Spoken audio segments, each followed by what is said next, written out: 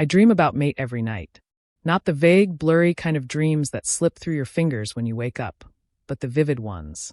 The ones where I can smell his cologne, where I can see the exact way his lips curve when he smirks, where I can feel the warmth of his skin as I press my lips against his in the dreams where he lets me. Mate is perfect. He's a model, of course, sharp cheekbones, messy brown hair that looks like he just rolled out of bed, but in a way that makes people sigh when they look at him. His blue eyes look bored all the time, but not in a mean way. Just like the world isn't quite interesting enough for him. And maybe it isn't. Maybe that's why he's always getting into trouble, skipping class, ignoring teachers when they scold him. He doesn't care about anything. Not school, not teachers, not rules. Not me. But I care about him. Too much. I know it. I'm smart, everyone tells me so. A genius, they whisper when they think I can't hear. I ace every test. I finish assignments before the teachers even finish explaining them. But none of that matters, because the only thing I ever think about is him. My room is covered in him. Posters from his photo shoots ripped from magazines. Candid pictures I've taken when he wasn't looking, when he was just sitting at his desk staring out the window, or walking down the hallway with his hands shoved in his pockets. I have recordings of his voice, just snippets, stolen from class or from the times he's laughed at something stupid someone else said. I fall asleep listening to them. I wake up craving more. I sit behind him in class. I memorize the way his shoulders move when he breathes, the way he drums his fingers on the desk when he's restless, the exact way his jaw clenches when a teacher calls on him and he doesn't feel like answering. I know everything about him. I know what time he usually leaves the house. I know which route he takes to school. I know his favorite soda, his least favorite food, the way he bites his lip when he's concentrating. He barely knows I exist. Sometimes I think he does. Sometimes he catches me staring and raises an eyebrow, like he's trying to figure me out. But then he looks away, bored again, like I'm nothing. And that drives me insane. I want him to see me. Not just glance past me, not just acknowledge that I exist, but really see me. Think about me. Dream about me the way I dream about him. Maybe one day he will. The day I saw his physics results, my heart raced. He had failed. Of course he had. He never paid attention in class, never cared about studying. But I had seen the results before he did, hacked into the system effortlessly. And I knew exactly what to do. I sent an email to the professor. I told him I had a prestigious, well-renowned tutor who was going to teach me physics. And I suggested, oh so innocently, that Mate could join as well. After all, he needed help too. The professor agreed instantly. It was too easy. When I told Mate about it in class, he groaned. Ugh, tutoring? Seriously? He leaned back in his chair, running a hand through his hair. Man, I don't need that. You failed, Mate, I reminded him, trying not to sound too eager. If you don't pass the next exam, you're screwed. My tutor is one of the best. He can help. Mate sighed, tilting his head. Fine. Whatever. But if this guy is boring, I'm out. He wouldn't leave. He wouldn't dare. Not when I had planned everything so perfectly. When we arrived at his house, my breath caught in my throat. His home was as luxurious as mine, massive, elegant, but it felt peaceful. Like him. Like stepping into a world that belonged only to him. And then he opened the door. I nearly forgot how to breathe. His build was perfect, lean and strong, and his biceps flexed slightly as he pushed open the door. He was wearing a crop top, short, just enough to tease, to show a sliver of his toned stomach. It was almost too much. I swallowed hard, forcing myself to stay composed, but my mind was screaming. He was sexy. Too sexy. You coming in or what? He asked, raising an eyebrow at me. I nodded quickly, stepping inside. The air smelled like him, fresh, clean, addictive. The professor had already arrived, waiting for us in the study room. But I barely noticed him, because Mate was here, alone with me, and that was all that mattered. But then Mate liked the professor. I could see it in the way he smiled more than usual, the way he actually listened when the professor spoke. It made my stomach twist, my hands clench. I sat there, pretending to focus, pretending I wasn't boiling with jealousy. When the class was done, Mate stretched lazily. You want a ride? He asked, glancing at me. I'm heading out anyway. I was waiting for my private driver, of course, but I hesitated. A ride with Mate? Alone? Sure, I said quickly. When we got into his car, he smirked. Want a drink? I knew what he meant. Alcohol. I never drank. I don't. Come on, he teased, grabbing a bottle from the back. Live a little, genius. I shook my head, and to my surprise, he chuckled and handed me a juice instead. Relax. I wouldn't make you drink for real. I took the bottle, trying to ignore how much I liked that he knew me, that he thought about me enough to know I wouldn't drink. Then I made a mistake. So, how was your concert last week? I asked casually. Mate frowned. How did you know about that? His tone sharpened. I didn't tell anyone. Didn't post about it. My heart slammed against my ribs. My mind raced. Think. Oh, I forced a laugh. I just heard someone mention it in class, I guess. Didn't you go see your favorite band? Figured you'd be there. He narrowed his eyes, but then shrugged. Yeah, it was sick. Best night ever. I exhaled silently, relief washing over me. I had almost slipped. Almost let him see just how deep my obsession ran. I had to be more careful. I watch as Mate leans back in his chair, twirling a pen between his fingers while the teacher drones on about Newton's laws. He looks utterly uninterested, tapping his foot against the floor rhythmically. Psst, Adam, he whispers, turning slightly in his seat. My breath catches. He never talks to me first. Yeah, I answer, trying to sound casual. You're smart, right? What's the answer to this question? He nudges his notebook toward me, where a problem is half scribbled on the page. I glance at it. That's easy. You just apply. Nah, don't explain, he interrupts, grinning. Just write it down. Too much talking makes my head hurt. I hesitate but comply, scribbling the answer. When I push the notebook back, our fingers brush for a second. He doesn't seem to notice, but I do. My skin tingles where we touched. Thanks, genius, he says with a smirk, before turning back around. I grip my pen tighter, staring at the back of his head, wishing he would turn around again. Mate throws himself onto his couch, stretching his arms above his head. His crop top lifts slightly, exposing more of his toned stomach. I look away quickly before I stare too long. Man, that was exhausting, he groans. How do you enjoy studying? It's literally torture. I sit awkwardly on the edge of a chair. I don't know. I like understanding things. He snorts. Understanding things, huh? What do you want to understand about me? My throat goes dry. Too many things. I want to understand everything about him. What makes him smile? What makes him angry? What his skin feels like under my fingertips? You're a mystery, I manage to say instead. He laughs. I like that. Makes me sound cool. As if he wasn't already perfect. After our study session, Mate stretches, yawning. Man, you make my brain hurt, he groans. I chuckle. That's the point. He smirks, standing up. You cold? He asks suddenly. I blink. No, I'm fine. You look cold. He disappears into his room and comes back with a hoodie. Here. I stare at it. His hoodie. His scent. I swallow hard before taking it. Thanks. As I slip it on, it's warm, soft, his. I don't want to take it off. Ever. It wasn't supposed to happen this way. Mate had never been inside my room before. But when he showed up at my house, casually dropping in because he was bored, I couldn't say no. I wanted him here. I wanted him closer. And then he saw it. The photos. The notes. The collection of him. Magazine spreads, candid shots, sleeping, washing, walking, existing. My walls were a shrine, a temple devoted to him. Every angle of his life captured in obsessive detail. I watched as his face twisted, his usual careless expression replaced with something dark. Disgust. Horror. He took a step back, his mouth opening, then closing, like he couldn't even find the words. What the hell? His voice was barely above a whisper, but I could hear the tremor in it. Mate, I stepped forward, but he lifted a hand, stopping me. Don't. Just don't say anything. I clenched my fists. I couldn't lose him. Not like this. He wasn't supposed to find out yet. Not yet. I begged. Please, Mate, just listen to me. I can explain. But he shook his head, taking another step back. No, this is insane. What is wrong with you? Something in me snapped. The air felt too thick, the walls too tight. He was going to leave. He was going to walk out that door and never look at me again. And I couldn't let that happen. My hand found the heavy bookend on my desk before I even realized what I was doing. In one swift motion, I swung it. The dull thud echoed in the room. Mate's body went limp, crumpling to the floor. Silence. My breath came in sharp gasps as I stared at him. He wasn't dead. I could see his chest rising and falling. But he wasn't moving. My hands were shaking. But for the first time, Mate wasn't looking away from me. He wasn't leaving. And now he never would. When Mate woke up, his eyes darted around wildly, then settled on me.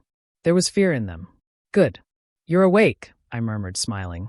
He tried to move, but his body was sluggish. What did you do to me? I leaned in, my fingers brushing over his cheek. I made sure you understood, Mate. I know everything about you. Your secrets, your fears, your weaknesses.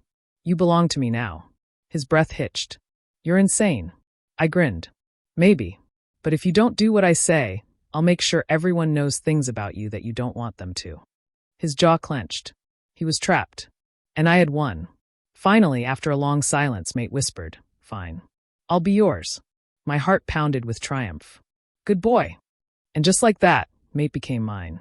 The sun was bright, casting long shadows across the park as we walked side by side.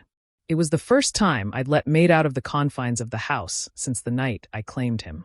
He was tense, his posture stiff, trying to put distance between us while I remained annoyingly close. Why are we here? Mate asked, his voice laced with both confusion and reluctance. I don't want to be seen with you. I smiled, enjoying his discomfort.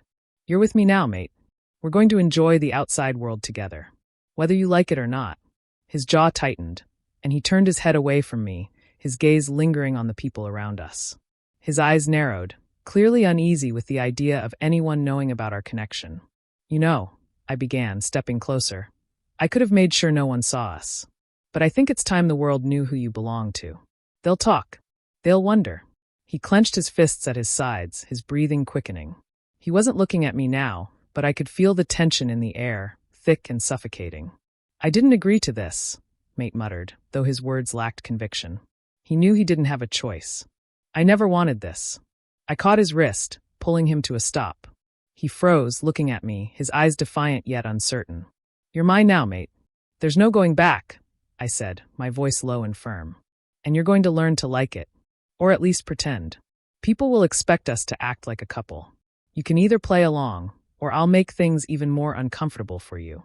His breath hitched, and for a moment, I thought he might say something else, maybe even fight back. But he didn't. Instead, he stood there, silently defeated, eyes avoiding mine as if the world around him could offer some form of escape. Fine, he spat after a long, bitter pause. I'll pretend. I grinned. That's all I need from you, Mate. Pretend. And it'll be easier for both of us. I let go of his wrist, and we continued walking, the quiet tension between us palpable. People stared as we passed, and I saw the flicker of judgment in their eyes. But I didn't care. They would soon know who had control. As we walked, I kept my arm casually around his shoulders, feeling his stiff posture under my touch. He didn't want to be here, but he was mine now. And no matter how much he fought it, I would make him see that. That was the price of belonging to me. I never had anyone who cared for me like this. Adam wasn't like the others I'd known. He wasn't just obsessed with me. His obsession was different. It wasn't about control, it was about love. And when I got sick that one time, I realized just how far he would go for me. I had been feeling terrible. My head was pounding, my throat sore, and my body was shivering uncontrollably. I didn't even have the energy to get out of bed, so I just lay there, hoping it would pass. But Adam, he refused to let me suffer alone. He walked into the room, carrying a tray with tea and some food. His expression was a mixture of concern and tenderness. I thought you might need this, he said softly, his voice gentle, as if he was afraid to disturb me. I couldn't help but feel touched by his kindness. I had never had someone take care of me like this. You didn't have to, I began, but he interrupted me with a soft smile. I want to. You mean a lot to me, Mate. His words were simple, but they hit me harder than I expected. It wasn't just about the gesture of bringing me food or tea. It was the sincerity in his eyes, the way he looked at me, as though I was the most important person in his world. It made me feel something I hadn't felt in a long time. Later, Adam gave me something I didn't expect, something that made my chest ache. He handed me a small box, wrapped carefully with a ribbon. I stared at it, confused. Adam, I started, but he simply smiled and nodded toward the box. Go ahead, open it, he said softly. Inside was a bracelet, simple yet beautiful, with a charm that I didn't recognize. I saw it and thought of you, Adam said quietly. I know it's silly, but I wanted to give you something, to show you I care. I was at a loss for words. No one had ever done something like this for me before. No one had ever shown me such affection, such sincerity. It's not silly, I said softly, my voice shaking a little. It's perfect, Adam. He smiled, and for a moment, I could see how much this meant to him, too. He wasn't just trying to win me over with gifts. He was showing me that he was capable of love, real love, not the kind of obsession I was used to. As the days passed, Adam continued to show me his affection in small, gentle ways. But it was the moments when he spoke that really made my heart flutter. One evening, when we were sitting together, Adam looked at me with those soft, almost too tender eyes and said, "Mate, you deserve to be loved, truly loved. I may not have always shown it the right way, but everything I do because I care about you. More than you'll ever know." I felt something shift inside me, something I couldn't quite name. His words felt different from the usual promises I had heard from others. It was as if he was laying his heart bare for me, showing me the depth of his feelings.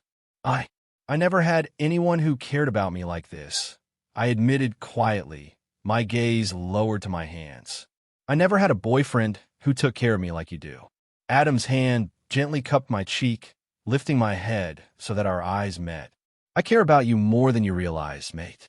More than anyone else ever could. And I'm not going anywhere. His words melted something inside me, a part of me that had been closed off for so long. I was beginning to feel the same way, even if I wasn't ready to fully admit it yet. But Adam's love was so genuine, so sincere, it was hard not to start feeling something in return.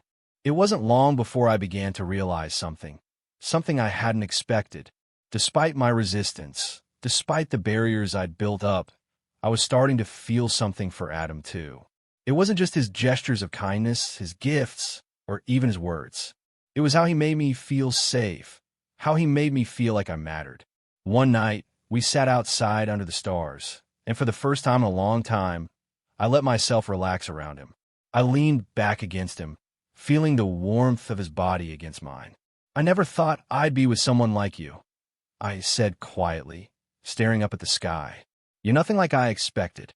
Adam chuckled softly, his arms wrapping around me. "I'm not what you expected, but I'm exactly who I want to be for you." I could feel my heart beating a little faster, a little stronger. My mind screamed at me to push him away, to keep my distance. But my body didn't listen. I leaned closer to him, my hand finding his. And for the first time, I allowed myself to admit it. I cared about him too. Maybe more than I was ready to acknowledge. But in that moment, with his arms around me, I felt something real, something I hadn't felt in so long. Something that felt like love. The festival was in full swing. Everywhere we looked, there were colorful lights, music drifting through the air, and the sound of laughter and chatter. Adam and I had been walking through the crowds, teasing each other about the silly games and food stalls we passed. We'd been laughing more than I thought we would, especially since I never let myself enjoy these kinds of things. But with Adam, everything felt different.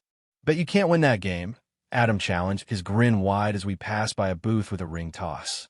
"I'll prove you wrong," I said, nudging him lightly. "Don't underestimate me, Adam." He chuckled and nudged me back, our playful banter filling the air. But as we walked to the next booth, Adam's foot caught on something, and before I knew it, he was tumbling forward, his body starting to hit the ground. "Adam!" I yelped instinctively, my heart pounding in my chest. Without thinking, I reached out and caught him just in time, pulling him against me to keep him from falling. For a moment, we were frozen. His body was pressed so close to mine, and I could feel the warmth of his skin, the beat of his heart that matched mine. We both just stared at each other, the world around us fading away. His eyes were wide, those soft blue eyes that always held a hint of mischief, but now there was something else in them, something deeper. My breath hitched, and I felt my heart race in a way that had nothing to do with the scare of him nearly falling. Adam seemed to notice the shift in the air too. His lips parted slightly, and his hand brushed against my chest, as if he was trying to pull away. But before he could, he took a step back, his gaze not leaving mine. I didn't mean to," he began, his voice strained. "I don't want to force you to do something you're not ready for, mate." I felt a flicker of something in my chest, a combination of frustration and desire. I couldn't let him step away. Not now. Not when everything had changed. When I finally realized just how much I wanted this. Wanted him, I couldn't let him back down. Before I even realized what I was doing, I stepped forward, closing the gap between us, and kissed him. It wasn't gentle. It wasn't soft. It was a brutal, desperate thing, as if every bit of longing I'd suppressed over the past few weeks came rushing out all at once. His lips tasted like the sweetness of the night air and the thrill of the festival around us. But there was so much more to it. There was everything I had been afraid to say, everything I'd been holding back. Adam stiffened for a moment, but then he kissed me back, his hands finding their way to my arms, pulling me closer. His mouth moved against mine with a hunger I didn't expect, and I could feel the fire between us burning hotter. When we finally broke apart, both of us gasping for air, I didn't let him pull away. I placed a hand gently on his cheek, my thumb brushing away a stray tear I hadn't even realized had fallen from his eye. "I love you too," I whispered, my voice barely audible, but full of sincerity. "I've been so scared, Adam. Scared to admit it. But I love you. I really do." Adam's eyes filled with tears, and before I knew it, he was crying, the soft sobs escaping from his lips as he looked at me with disbelief. I never thought you'd say that," he choked out, his voice thick with emotion. "I never thought you'd feel the same way." I pulled him into my arms, holding him close as his tears soaked into my shirt. My heart ached for him, for the fear he'd carried with him all this time, for the vulnerability he was showing now. "I didn't want to hurt you," I whispered, my fingers tangled in his white hair. "I never wanted to hurt you, Adam. I was afraid," he said between sobs, his voice shaking. "Afraid that you didn't feel the same, that I was just too much." I kissed his forehead gently, wiping away his tears with my thumb. "You're never too much for me. I promise you." And in that moment, as we stood there together under the glowing lights of the festival, I knew this was just the beginning of something real, something we both had been too afraid to acknowledge until now.